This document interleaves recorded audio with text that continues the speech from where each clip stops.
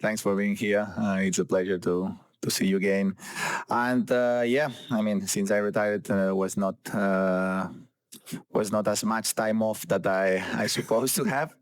But it's normal, no? When you have a big change in your life, you need to organize your life, no? So I take it like it's the first year going to be a little bit like this to organize and to discover a little bit what I want to be in this next step of my life, and then I think the thing's going to be better organized, and I gonna have everything more under control. But it's normal now. The first couple of months after retirement, I have to be there. I have to be the other place. Some meetings, some awards. So it's yeah, that's life. Are you in- He wasn't born with privilege. He didn't look like the future king of tennis. In fact, when Rafa Nadal first stepped onto the tour, many dismissed him as just another clay court specialist, another name that would vanish as quickly as it arrived. But beneath the long hair, the pirate shorts, and that fierce lefty forehand was a competitor unlike anything the ATP Tour had ever seen. A so-called no-name who dared to stare down legends. A silent threat who would go on to change the very fabric of men's tennis. While the world watched Federer glide across courts like a ballet, Nadal was the storm on the horizon, relentless, unpolished, and underestimated. Nobody realized it yet, but the ATP Tour was about to be turned upside down. This is the story of Rafa Nadal, the boy they underestimated, the man who became the most feared rival in tennis history. And the question we'll explore tonight, was Nadal always destined for greatness, or did he force the tennis world to accept what they couldn't ignore? Nadal grew up in Manacor, Mallorca, in a family obsessed with sport. His uncle Tony spotted raw talent when Rafa was just a child. But here's the twist, he wasn't supposed to be left-handed. Rafa is naturally right-handed. Tony deliberately trained him as a lefty, to give him a tactical edge with that heavy cross-court forehand to a right-hander's backhand. That decision changed tennis forever. By the time Nadal was 15, he was beating pros. At 16, he shocked the world by defeating Carlos Moya, a Roland Garros champion. He was still just a skinny kid, but the ferocity in his eyes was undeniable. The rise became official in 2005. Roland Garros, his very first French Open. The whispers began, he's good on clay. But no one predicted dominance. Nadal bulldozed through the draw, defeating Federer in the semi-finals, then Mariano Porta in the final. At 19, he lifted his first Grand Slam trophy. And yet, outside the clay courts, he was dismissed. Critics labeled him one-dimensional, a grinder, a clay rat.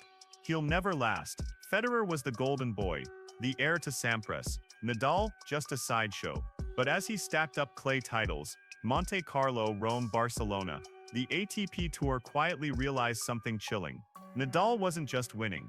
He was building an empire of endurance, built on running down every ball, never giving up, and refusing to lose. The silent threat was becoming impossible to ignore. This was the golden era's defining rivalry.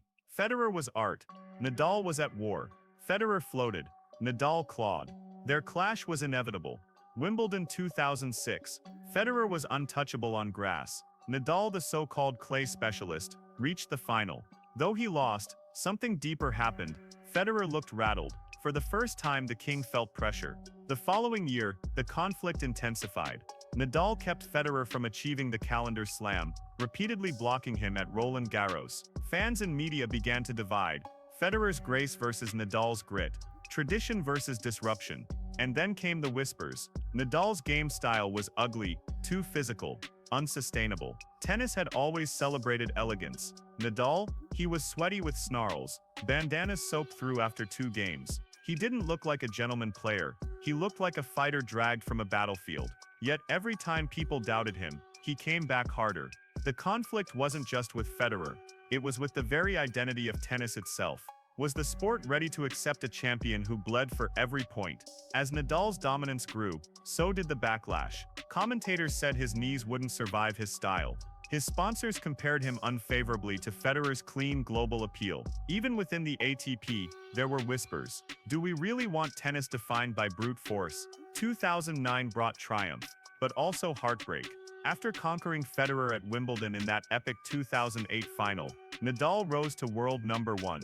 Yet just months later, his body broke down. Tendinitis in his knees forced him out of Wimbledon 2009, the tournament he had owned. Media seized on the story, Nadal is finished. The same critics who called him one-dimensional now claimed he was fragile. Fans turned. Doubters grew louder. The emotional toll was heavy. Rafa is famously humble, but behind closed doors he admitted the fear. What if they're right? What if my body can't hold? But that's the thing about silent threats. They don't disappear. They wait. They adapt. 2010 became the year of transformation. Nadal reinvented his game. He adjusted his diet, improved his serve, and lightened his schedule. No longer just the relentless runner, he became smarter, more surgical. The results were staggering. Nadal completed the career Golden Slam in singles, winning all 4 majors plus Olympic gold. He wasn't just the clay king anymore. He was unstoppable everywhere. This was no longer the story of a one-dimensional fighter. It was the story of evolution. Nadal became proof that resilience beats doubt, and that transformation is the true mark of greatness. If there's one match that defines Nadal's threat, it's Wimbledon 2008. Federer was going for his 6th straight title. Nadal the underdog. The clay rat was supposed to fold. What unfolded was the greatest match in tennis history. A 5-set war, stretched into the London night. Rain delays. Momentum swings.